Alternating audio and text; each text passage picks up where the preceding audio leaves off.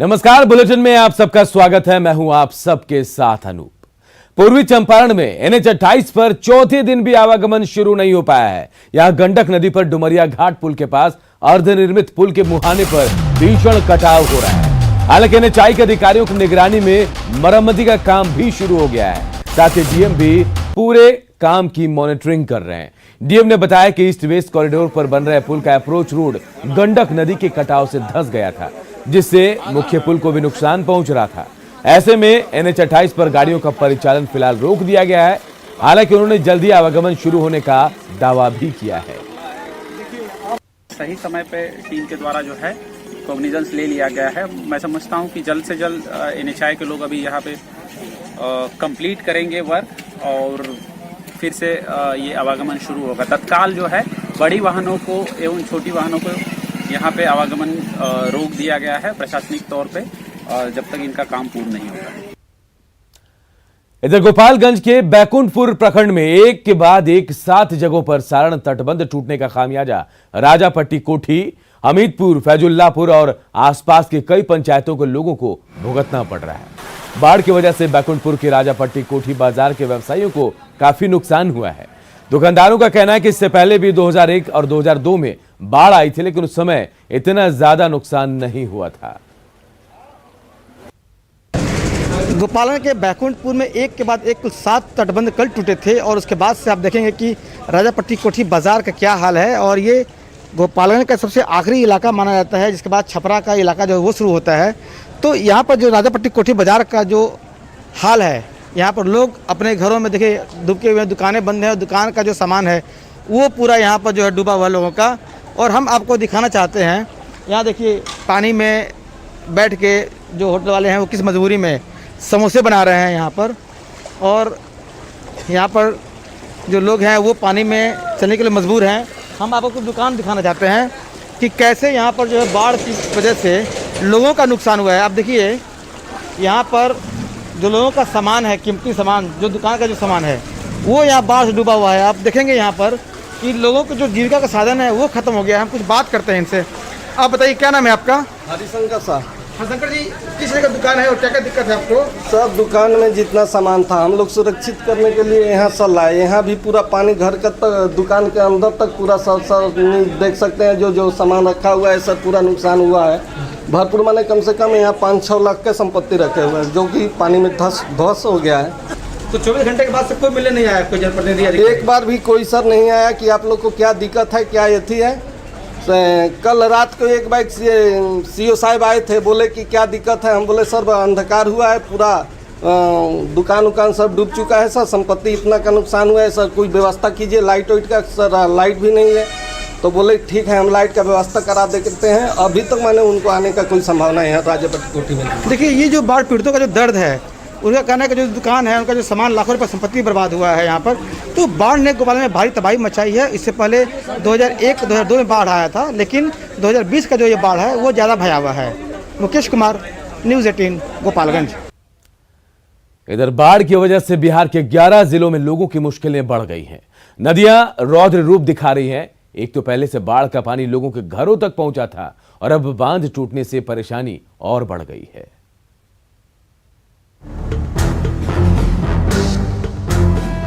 ये तस्वीर दरभंगा की है और ये है NH 105। कल तक दरभंगा को मधुबनी से जोड़ने वाले इस नेशनल हाईवे पर गाड़ियां फर्राटा भरती थी। आजकल उसके ऊपर से पानी की धारा बह रही है। और 105 की तस्वीर है नेशनल हाईवे की। किस कदर यहाँ पर बाढ़ का पानी, बागमती नदी का ये पानी है और करंट किस कदर है ये देखिए। यहाँ चलने में मैं असहजता महसूस कर रहा हूँ, लेकिन इसके बावजूद लोग जो है वो आ रहे हैं जा रहे हैं इसी बाढ़ के पानी में। और लोग बता रहे हैं कि तकरीबन यहाँ प्रतिदिन 10,000 से अधिक गाड़ियाँ जो हैं वो पार करते हैं इस सड़क में। अब दरभंगा की एक और तस्वीर देखिए। ये तस्वीर केवटी प्रखंड के डुंगरी और गुठली के बीच बड़ेला चौर के सीमा बांध की है। पानी की तेज धार में 10 फीट बांध टूट गया और करीब आधा दर्जन गांव जलमग्न हो गए। केवटी के असराहा प्रखंड में बाढ़ का पानी बढ़ा तो SDRF की टीम राहत बचाव में जुट गई। कुछ लोग खुद ऊंचे स्थान पर पहुंच गए, जबकि जिनको दिक्कत थी उन्हें SDRF की टीम ने बाहर निकाला। सर यहाँ पर सबसे पहले बाढ़ आते ही हम लोगों ने कम्युनिटी किचन शुरू किया। यहाँ पर 4 कम्युनिटी किचन चल रहा है और यहाँ पर सबसे पहले बाढ़ जो पिछले साल की थी उस वनस्पति इस बार बहुत ज़्यादा है, तो यहाँ पर एक लकड़ी का निजी हम लोगों का जो बोट है, सरकारी बोट, वो चल रहा है और एक NDRF SDRF टीम की एक बोट चल रही है। 2 बोट हम दिए हैं। आबादी सघन है तो दिक्कत लोगों की होती है, लेकिन उतनी परेशानी नहीं है। गोपालगंज में गंडक का जलस्तर पहले से थोड़ा कम हुआ है, लेकिन लोगों की मुश्किलें कम नहीं हुई हैं। यहाँ बाढ़ से जूझ रहे लोगों को बाहर निकालने के लिए NDRF की टीम लगातार रेस्क्यू ऑपरेशन चला रही है। NDRF की टीम जिले में अब तक 10,000 से ज्यादा लोगों को बाहर निकाल चुकी है। फिलहाल गोपालगंज जिले में NDRF की 3 टीमें तैनात की गई हैं। इसके अलावा SDRF की टीमों को भी तैनात किया गया है। रेस्क्यू करने की कोशिश कर रहे हैं। जो लोग आना चाह रहे हैं, बाहर निकलना चाह रहे हैं, हम अपने बोट के माध्यम से उनको यहां से निकाल करके सुरक्षित स्थल पे पहुंचाने का काम कर रहे हैं। यहाँ पे गोपालगंज में NDRF की टीम की तत्परता साफ साफ दिखाई दे रही है, लेकिन मुजफ्फरपुर में बाढ़ प्रभावितों के लिए प्रशासन की व्यवस्था महज खाना पूर्ति नजर आ रही है। कांटी प्रखंड में बूढ़ी गंडक की वजह से काफी लोगों को घर छोड़ना पड़ा है और NH 27 पर करीब 100 से 150 परिवार कई दिनों से गुजर बसर कर रहे हैं। बाढ़ प्रभावितों को प्रशासन की तरफ से 2 वक्त का खाना दिया जाता है, लेकिन मवेशियों के चारे के लिए कोई व्यवस्था नहीं है और न लोगों को शुद्ध पानी मिल रहा है। यहाँ तक कि प्रशासन की तरफ से बाढ़ प्रभावितों को प्लास्टिक और तंबू तक नहीं दिया गया है। कोई चीज नहीं, अपना घर से प्लास्टिक, पुरान प्लास्टिक है तो परुक वाला उहे रख के अपना समय निकाल रहे हैं। बाहर आने के बाद तो ये भूख मरै छी रोड पर भूख मरै छी। अब ये खाना सरकारी तो कहियो 2 बजे रात में, कहीं 2 बजे दिन में। दरभंगा से लेकर गोपालगंज तक लोग बाढ़ से बेहाल हैं, लेकिन लोगों की परेशानी आने वाले दिनों में भी कम होती नहीं दिख रही है, क्योंकि मौसम विभाग ने फिर से भारी बारिश की आशंका जताई है। मौसम विभाग की जानकारी के मुताबिक सोमवार की रात से मंगलवार तक उत्तर बिहार के कई जिलों में भारी बारिश के साथ बिजली गिरने की आशंका है। मतलब बाढ़ पीड़ितों की परेशानी फिलहाल कम होती नहीं दिख रही। न्यूज़ 18 के लिए दरभंगा से संजय कुमार, गोपालगंज से मुकेश कुमार और पटना से रवि एस नारायण की रिपोर्ट। इधर नेपाल से आने वाली नदियां पूर्वी चंपारण में लगातार कहर बरपा रही हैं। जिले के पश्चिमी इलाके में गंडक नदी तो पूर्व में बूढ़ी गंडक और बागमती नदी हर दिन तबाही की नई कहानी लिख रही है।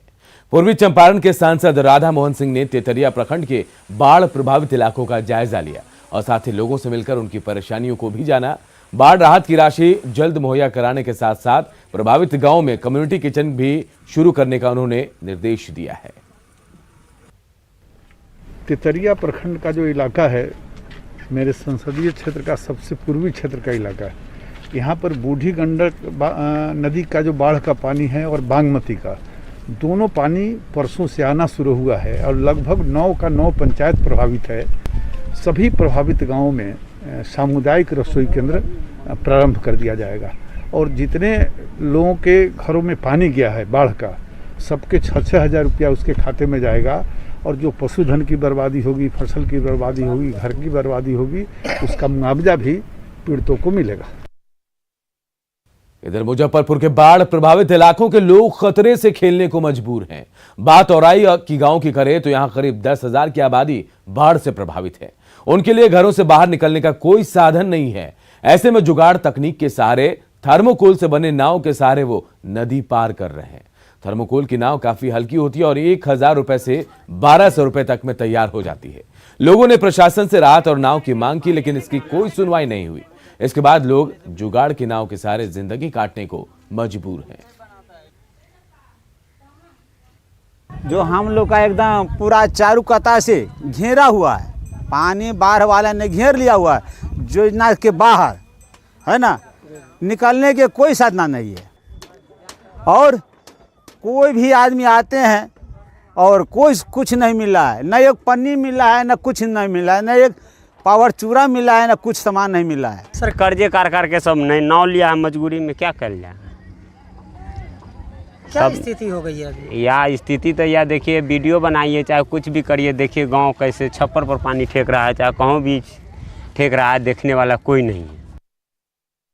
तो पूरे उत्तर बिहार में बारिश और बाढ़ से तबाही का आलम है। वहीं गया में लोग बारिश के लिए भगवान को खुश करने में जुटे हैं। इमामगंज प्रखंड के दुबहल पंचायत की दिगरा पहाड़ी पर लोगों ने भगवान इंद्र को खुश करने के लिए कीर्तन किया और साथ ही खीर और पूरी बनाकर भोग भी लगाया। इसका मकसद था मूसलाधार बारिश के लिए आशीर्वाद मांगना।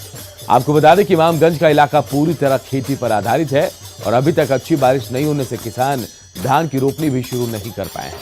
ऐसे में लोगों ने काफी समय से चली आ रही इस परंपरा को निभाया और अच्छी फसल के लिए बारिश की प्रार्थना की।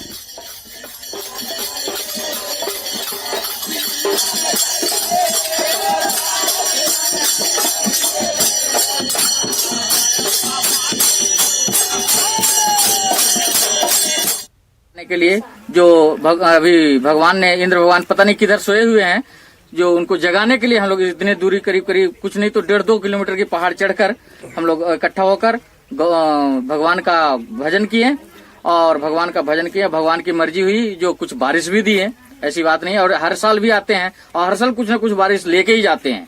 यहाँ पे हम लोग खीर पूरी की व्यवस्था करके अपना राम भजन करने के लिए, इंद्र भगवान को जगाने के लिए यहाँ हर साल सावन महीने में एक बार आते हैं और यहाँ जब हरि कीर्तन गाते हैं तो भगवान का कुछ न कुछ दया होता है और बारिश भी बरसा ही देते हैं। और अब बात कोरोना के कहर की। सुपौल में कोरोना का कहर जारी है। बीते 2 दिनों में बीएमपी के 22 जवान सहित 100 से ज्यादा लोग जो हैं वो पॉजिटिव हुए हैं, लेकिन स्वास्थ्य महकमा इसे रोकने के बजाय कोरोना को फैलाने में ही जुटा दिख रहा है। सदर ब्लॉक के आरटीपीएस काउंटर के पास लोगों की जांच के बाद कोरोना रैपिड टेस्ट किट को लावारिस हालत में वहीं छोड़ दिया गया, जबकि इस जगह से रोजाना सैकड़ों लोगों की कई कामों को लेकर आवाजाही भी होती है।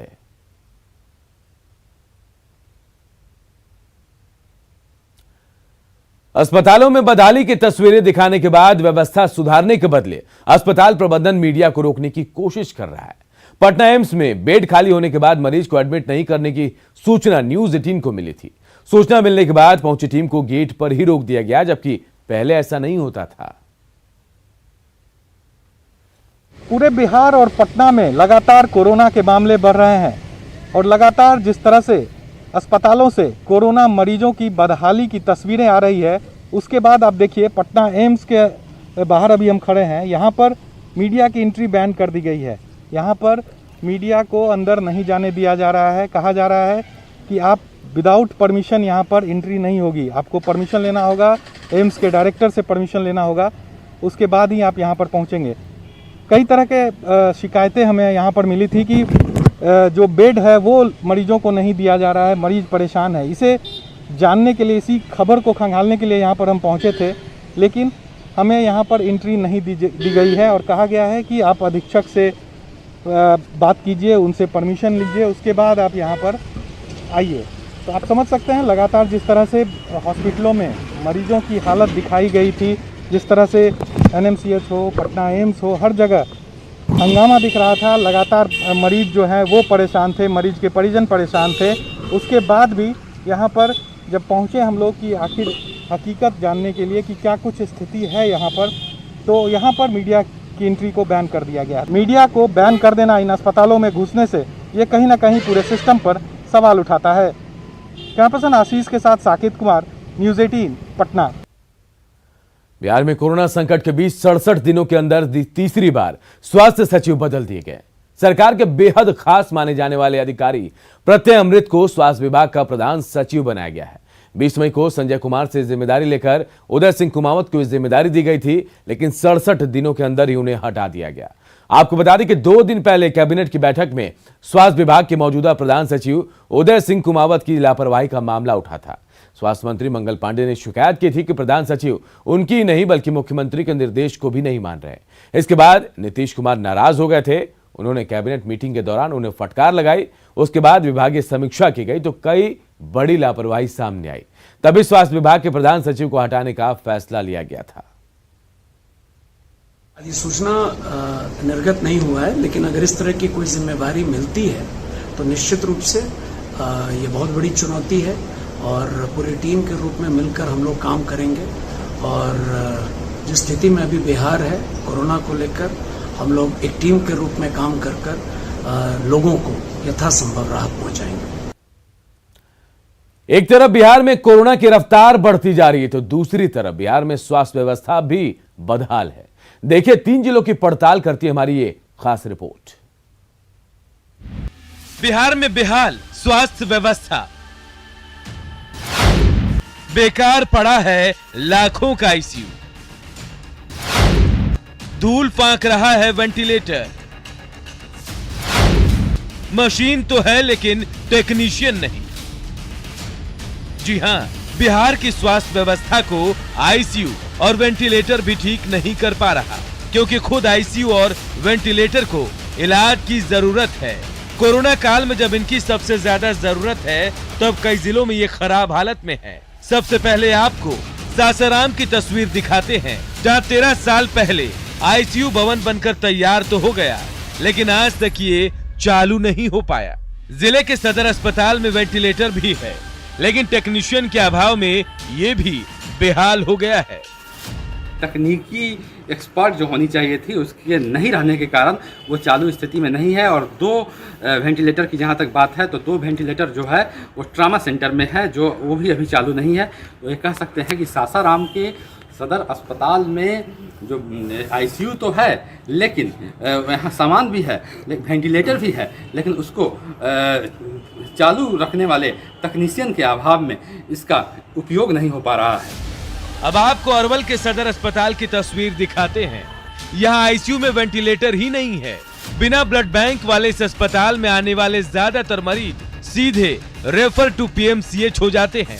अस्पताल में कई ऐसे पोस्ट हैं जिन पर आज तक किसी को रखा ही नहीं गया। अब जब मीडिया ने सवाल पूछा तो 8 साल बाद फिर इस पर पहल करने की बात कही जा रही है।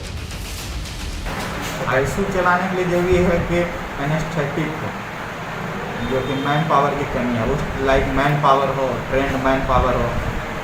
आईसीयू में वेंटिलेटर है तो वेंटिलेटर के लिए चाहिए इंट्यूबेशन करना, जो एनेस्थेटिक करते हैं, लेकिन उतना पर्याप्त मात्रा में एनेस्थेटिक नहीं है। अब जरा शेखपुरा के सदर अस्पताल का हाल भी जान लीजिए। 2 साल पहले सदर अस्पताल में आईसीयू और वेंटिलेटर की व्यवस्था तो कर दी गई, लेकिन बिना डॉक्टर और टेक्नीशियन के अब तक इसका फायदा गंभीर बीमारी से जूझ रहे लोगों को नहीं मिल पाया। उन्हें सीधा पटना रेफर कर दिया जाता है, जहां प्रबंधन मैन पावर का रोना रो रहा है, तो वही राजनीतिक दल इसके लिए सरकार को दोषी मान रहे हैं। शेखपुरा में आईसीयू स्थापित करीब 2 साल पहले से स्थापित है आईसीयू सब अस्पताल शेखपुरा में, लेकिन सब सामान हम उसमें सब सामान है, वेंटिलेटर है, सब चीज़ है उसके पास, लेकिन चूँकि जो कि फिजिशियन नहीं है, अच्छे चिकित्सक एमडी फिजिशियन नहीं है, इसके चलते फंक्शनिंग में नहीं है। यहाँ भी कोई देखने वाला नहीं है, कोविड के नाम पे कोई इलाज नहीं है। यहाँ पे जो आइसोलेशन सेंटर है वहाँ थोड़ा सा भी गंभीर हुआ उसको बाहर भेज देना है, एनएमसीएच से यहाँ का मरीज गायब हो जाता है, जिला प्रशासन कोई सुध नहीं लेता है और फर्जी तरीके से सब कुछ पेपरों पर किया जा रहा है। स्वास्थ्य व्यवस्था बिल्कुल शेखपुरा ही नहीं पूरे बिहार का स्वास्थ्य विभाग जो है आईसीयू में है, वेंटिलेटर पे है। अब इसे विडंबना ही कहेंगे कि कोरोना के मरीजों को वेंटिलेटर नहीं मिल पा रहा है, तो दूसरी तरफ जो पहले से वेंटिलेटर हैं वो आज खुद बेजान पड़े हैं। ऐसा लग रहा है कि बिहार की स्वास्थ्य व्यवस्था को खुद इलाज की जरूरत है। न्यूज़ 18 के लिए सासाराम से अजीत, अरवल से अनिरुद्ध के साथ शेखपुरा से अजीत सिन्हा की रिपोर्ट। मोतिहारी में एक युवक की पिटाई का वीडियो सोशल मीडिया में इन दिनों खूब वायरल हो रहा है। वायरल वीडियो जो है वो गोविंदवारा गांव का बताया जा रहा है।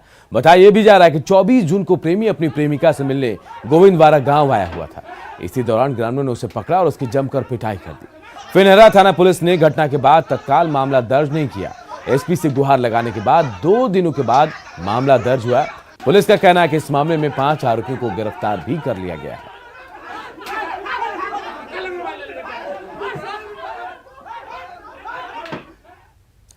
और इस बुलेटिन में इतना ही, लेकिन खबरें लगातार जारी है। देखते रहिए न्यूज़ 18 बिहार झारखंड।